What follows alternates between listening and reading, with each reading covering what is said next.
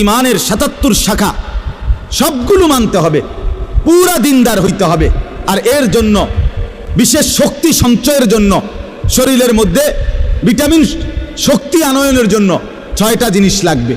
১ number, এই ১০ আয়াতের আলোকে বলতেছি, ১ নাম্বার হলো কিয়ামুল লাইল, তাহাজ্জুদ নামাজ, রাত্রিকালীন নামাজে অভ্যস্ত হইতে হবে।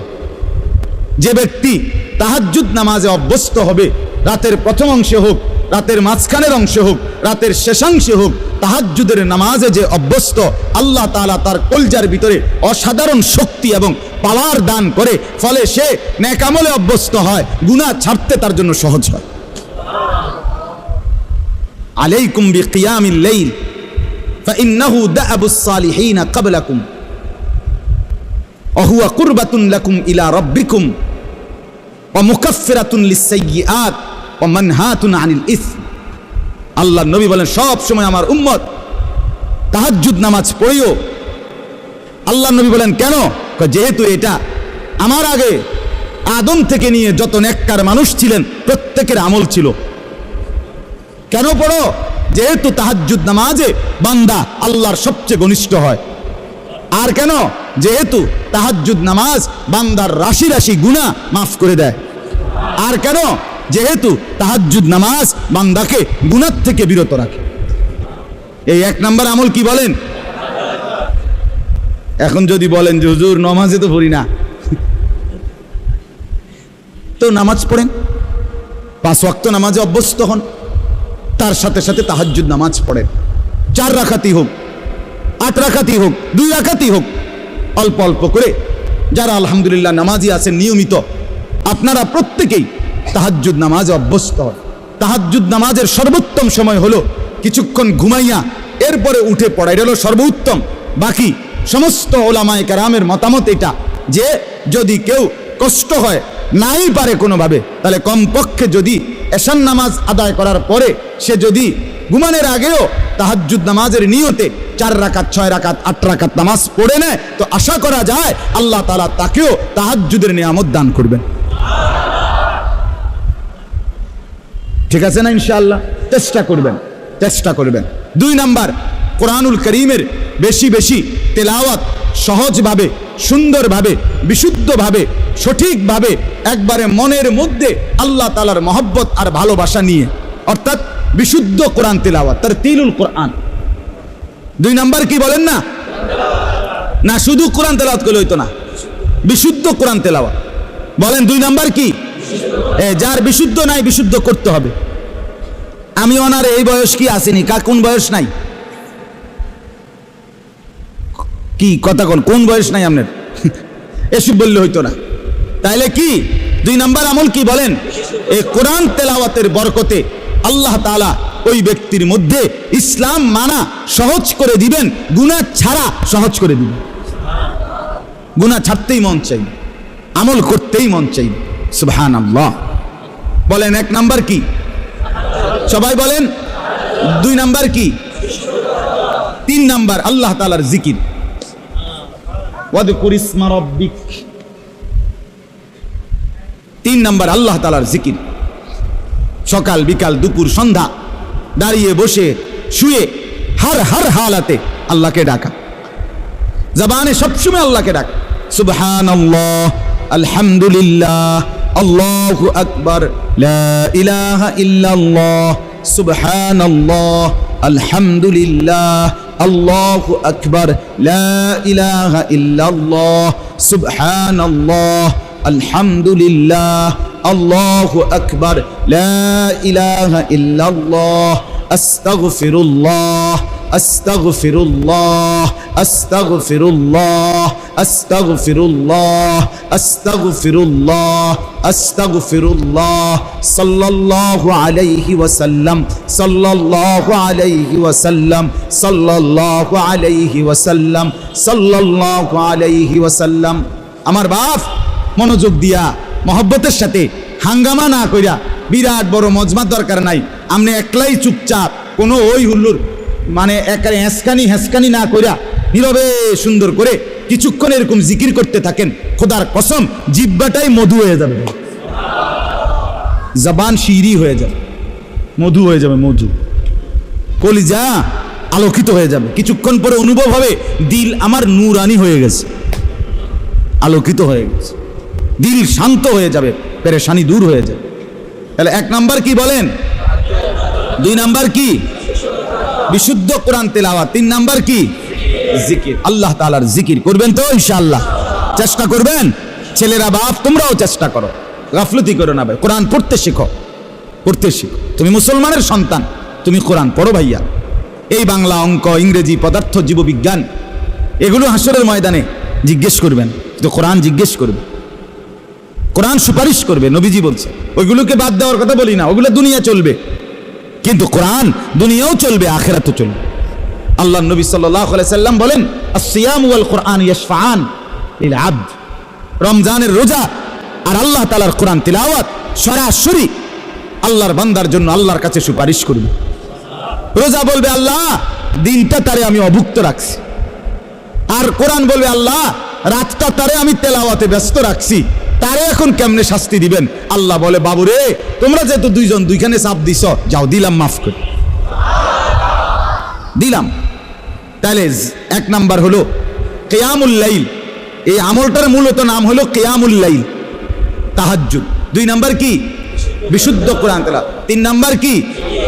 এই 3টা হলো অঙ্গ প্রত্যঙ্গ দিয়ে করা, মানে বাহ্যিক।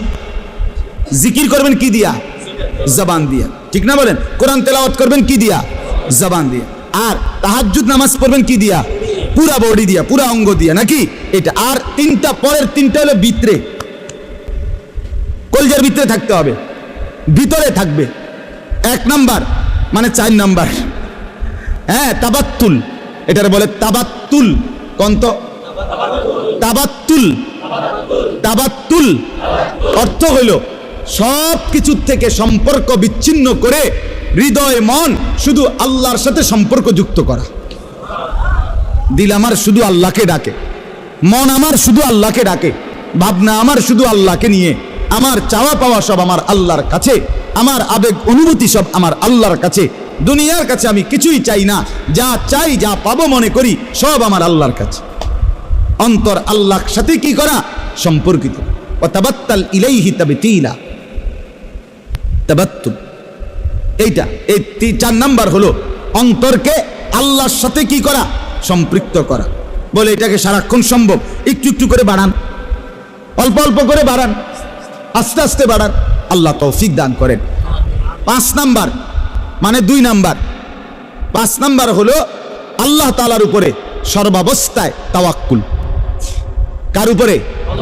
তাওয়াক্কুল, ভরসা। ভরসা কার উপরে? রব্বুল মাশরিকি ওয়াল মাগরিব লা ইলাহা ইল্লা হুয়া ফাত্তাখিযহু ওয়াকিলা। এই যে আল্লাহকেই একমাত্র ওয়াকিল, অভিভাবক বা আশা ভরসার কেন্দ্রস্থল শুধুই কাকে বানানো? তাহলে অন্তরে সর্বদা কার উপরে ভরসা করা? 6 নাম্বার সবর করা। অসবির আলা মা ইয়াকুলুন, সর্বাবস্থায় সুখে থাকি দুঃখে থাকি, হ্যাঁ, দিলের মধ্যে থাকবে আমার আল্লাহ আছে, আমি আমার আল্লাহর উপরেই ধৈর্য ধারণ করলাম। তাইলে বলেন 3টা, পরের 3টা হইল আল্লাহর সাথে অন্তরকে সম্পর্কিত করা। 2 নাম্বার আল্লাহর উপরেই ভরসা করা। 3 নাম্বার সর্বাবস্থায় কি করা? আরবি নামগুলো কোন? তাবাত্তুল, তাওয়াক্কুল, সবর। তাবাত্তুল, তাওয়াক্কুল, সবর। তাবাত্তুল, তাওয়াক্কুল, সবর।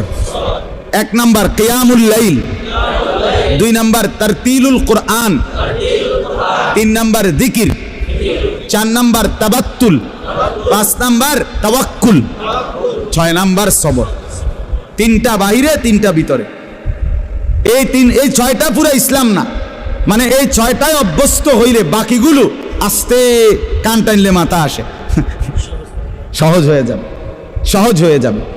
বিশেষ করে তাহাজ্জুদ নামাজ, বিশেষ করে কোরআন তিলাওয়াত, আল্লাহ তাআলার জিকির, এই 3 আমল যখন চালু থাকবে ধীরে ধীরে মজাই লাগবে, অন্তর নূর হবে, আমল করতেই মন চাইবে, গুনাহ দেখলেই ঘৃণা লাগবে, গুনাহ দেখলেই অপছন্দ লাগবে।